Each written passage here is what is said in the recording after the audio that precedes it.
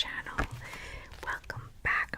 I am back with chapter 8, part 4, and I think that should be the last of the chapter. It's like the more I keep reading, I'm like, wait a minute, no.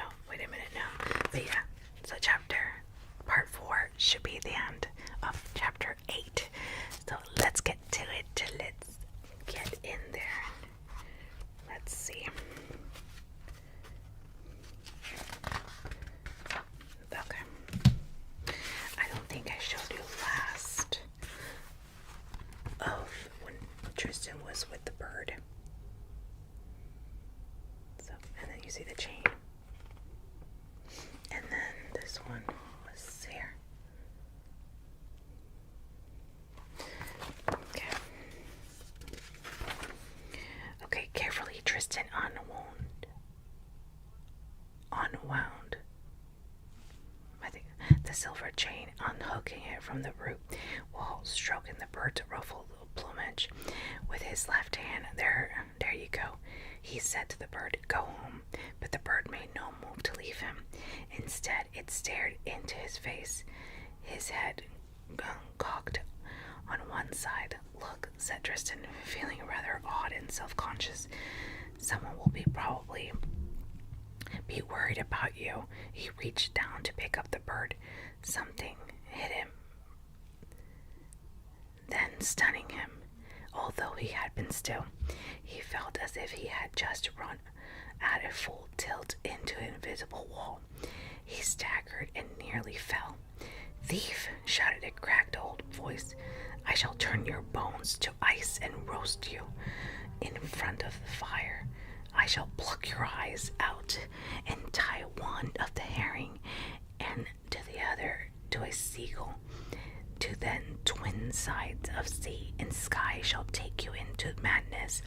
I shall make your tongue into a writhing worm, and your fingers shall become razors, and fire ants shall itch your skin. So each time you scratch yourself, there's no need to bellabore your point, said Tristan to the old woman. I did not steal your bird. Its chain was snagged upon a root, and I had just freed it. She glared at him suspiciously from below her mop of iron gray hair. Then she scurried forward and picked up the bird. She held it up and whispered something to it, and it replied with an odd musical chirp. The old woman's eyes narrowed. Well, perhaps what you say is not a completely pack of lies, she admitted extremely grudgingly. It's not a pack of lies at all, said Tristan, but the old woman and her bird were already halfway across the glade, so he gathered up his puffball and his plums, and he walked back to where he had left Yvain. She was sitting beside the path, rubbing her feet. Her hip pained her, and so did her leg, while her feet were becoming more and more sensitive. Sometimes it would send them another unicorn, and knew that she would not. Well, said Tristan to Yvain, that's an odd. He told her about the events in the morning, and though that was the end of it, he was, of course, wrong. Several hours later, Tristan and the star were walking along the forest path when they were passed by a brightly painted caravan, pulled by 2 great mules and driven by an old woman who had threatened to change his bones to ice. She reined in her mules and crooked by a bony finger at Tristan. Come here, lad, she said. He walked over to her warily. Yes, ma'am. Seems I owe you an apology, she said. Seems you were telling the truth and jumped to a conclusion. Yes, said Tristan. Let me look at you, she said, climbing down into a roadway. Her cold finger touched his soft place beneath Tristan's chin, forcing his head up. His hazel eyes stared into her old green eyes. You look honest enough, she said. You can call me Madame Smile. Oh, Samil. I'm on my way to the wall. For the market. I was thinking I'd welcome a boy to work my little flower stall. I sells glass flowers, you know, the prettiest things that ever you did see. You'd be a fine market lad, and we could put a glove over that hand of yours, so you not scare the customers. What do you say?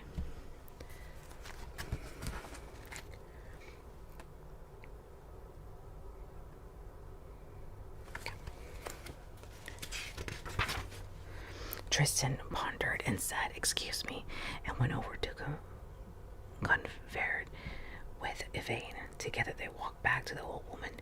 "Good afternoon," said the star. "We have discussed your offer, and we thought that." "Well," asked Madame Emile, her eyes fixed upon Tristan. "Don't just stand there like a dumb thing. Speak, speak, speak." "I have no desire to work for you at the market," said Tristan, "for I have business of my own that I shall need to deal with there. However, if we could ride with you, my companion and I are willing to pay you for our passage." Madame Emile shook her head. "That's of no use to me. I can gather my own firewood, and you'd just be another weight for faithless and hopeless to pull. I take no passengers." She climbed back up into her driver's seat. "But," said Tristan, "I would pay you."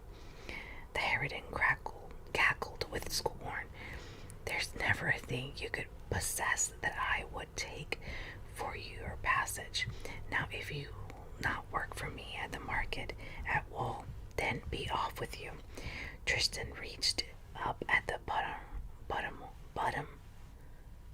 buttonhole of his jerkin and felt it there as cold and perfect as it had been through all his journeyings. He pulled it out of the and held the old woman between finger to thumb. "You'll sell glass flowers, you said," he said. Would you be interested in this one?" "It's a snowdrop made of green glass and white glass, cunningly fashioned. It seemed as if it had been plucked from the meadow grass that very morning, and the dew was still upon it." The old woman squinted at it for a heartbeat, looking at its green leaves and its tight white petals. Then she let out a screech.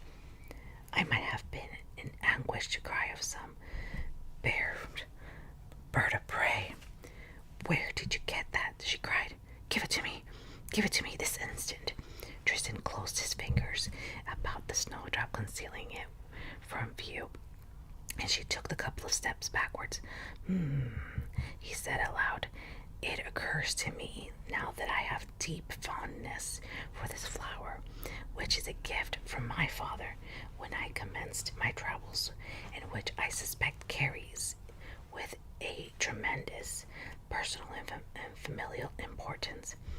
Certainly it has brought me luck of one kind of another. Perhaps I would be better off keeping the flower, and my companion and I can walk to Wall." Madame Emile seemed torn between the desire to threaten and to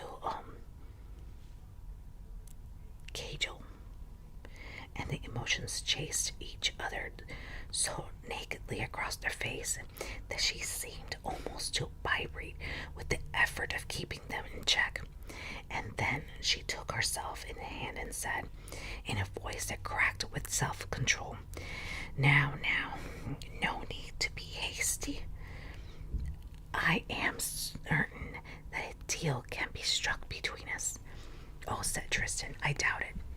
It would need to be a very fine deal to interest me, and it would need certain guarantees of safe conduct and such safeguards to as ensure that your behavior and actions towards me and my companion remain at all times benign and free of harm.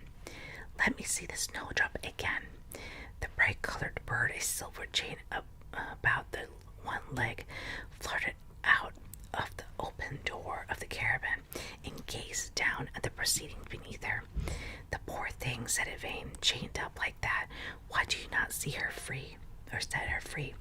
But the old woman did not answer her, ignoring her as Tristan thought, and said, "I will transport you to Wall, and I swear upon my honor and upon my true name, that I will take no action of you harm you upon the journey, or by my inaction or indirect action allow harm to come to me or my companion, as you say.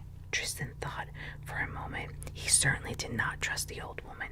I wish to swear that we shall arrive in Wall the same manner and condition, the state that we are now, and that you will give us board and lodging upon the way. The old woman clucked and nodded. She clambered down from the caravan once more and honked, then spat into the dust. She pointed to the glove of spit. Now you, she said. Tristan spat into the spit. With her foot, she rubbed both wet patches so they conjoined. There, she said, a bargain's a bargain. Give me the flour. The greed and hunger were so obvious in her face that Tristan was now certain he could have made a better deal.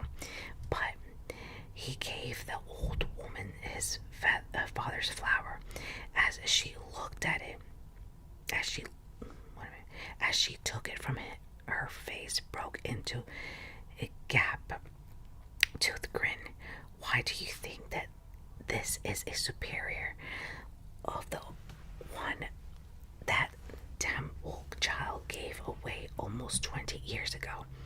Now, tell me, young man, she asked, looking up at Tristan with her sharp old eyes, do you know what manner of thing you have been wearing in your buttonhole? It's a flower, a glass flower. The old woman laughed so hard and so suddenly that Tristan thought that she was choking. It's a frozen charm, she said, a thing of power. Something like this can perform wonders and miracles in the right hands. Watch. She held the snowdrop above her head, then brought it slowly down so it brushed Tristan's forehead. For but a heartbeat he felt most peculiar, as if thick black turtle were running through his veins. In place of blood, then the sharp of the world changed. Everything became huge and towering. It seemed as if the old woman herself was now a giantess, and his vision was blurred and confused.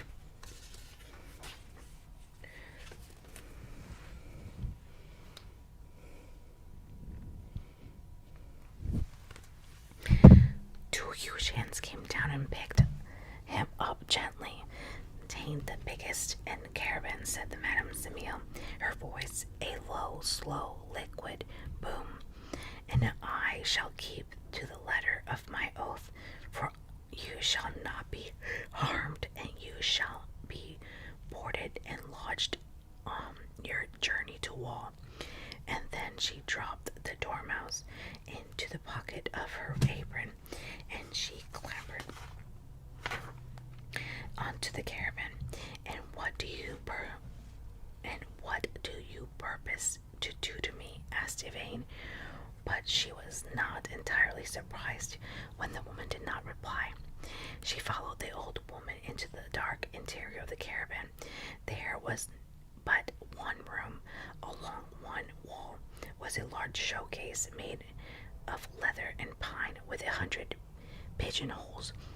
In it was in one of these pigeonholes the bed of soft thistledown. That the old woman placed a snowdrop along the other wall was a small bed with a window above it and a large cupboard. Madame Semille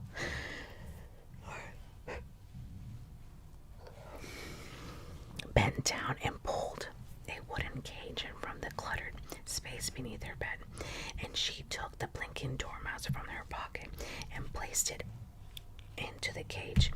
Then she took a handful of nuts and berries and seeds from the wooden bowls and placed them inside the cage. which she hung from the chain in the middle of the caravan. "There you go," she said, "board and lodging." Yvain had watched all this with curiosity from her seat on the old woman's bed. "Would I be correct?" she asked politely. "I'm concluding from the evidence to hand, to wit, that you have not looked at me, or if your eyes have slipped over me, that you have not spoken a word to me, and that you have changed my companion into a small animal with no such provision for myself, that you can neither see nor hear me." The witch made no reply. She walked up to the driver's seat, sat down, and took up the reins. The exotic bird hopped up beside her and chirped once curiously. "Of course, I have kept my word to the letter," said the old woman, as if in reply. "He shall be transformed back at the market meadows, so shall regain his own form before he comes to wall. And after I have turned him back, I shall make you human again, for I still have to find a better servant than you are, silly slut." I could not have been doing with him underfoot all the livelong day, poking and prying and asking questions, and I've had to fed him into the bargain more than nuts and seeds. She hugged herself tightly and swayed back and forth. "Oh, you'll have to get up pretty early in the morning to put one past me, and I do believe that pumpkin's flower was even finer than the one you lost to me all those years ago." She clicked her tongue and shook the reins, and the two mules began a amble down the forest track, while the witch drove. Yvain rested upon her musty bed. The caravan clacked and lurched its way through the forest. When it stopped, she would awake and rise. When the witch slept, Yvain would sit on the roof of the caravan and look up at the stars. Something, the witch's bird, would sit with her, and then she would pet it and make a fuss of it, for it was good to have something about that acknowledged her existence. But when the witch was about, the bird ignored her utterly. Yvain also cared for the dormouse, who spent most of his time fast asleep, curled up with his head between his paws. When the witch was off gathering fire or fetching water, Yvain would open up his cage and stroke him and take him. In several occasions she sang to him, although she could not tell whether anything of Tristan remained in the dormouse, who stared up at her with placid, sleepy eyes like droplets of black ink, and whose fur was softer than down. Her hip did not pain her, now that she was not walking every day, and her feet did not hurt as her so much. She would always limp, she knew, for Tristan was no surgeon when it came to mending a broken bone, although he had done the best he could, and God had acknowledged as much. When, as happened infrequently, they encounter other people, the star did her best to stay out of sight.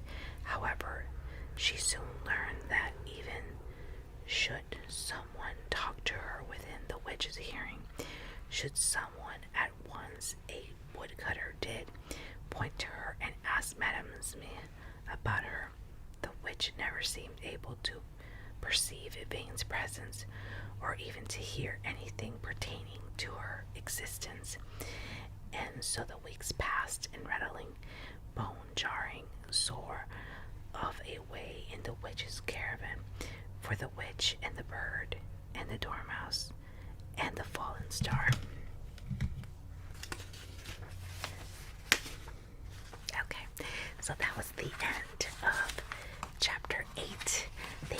so much for watching. Please, guys, do not forget to subscribe. Give me a thumbs up, share, comment, follow me on Instagram, hit the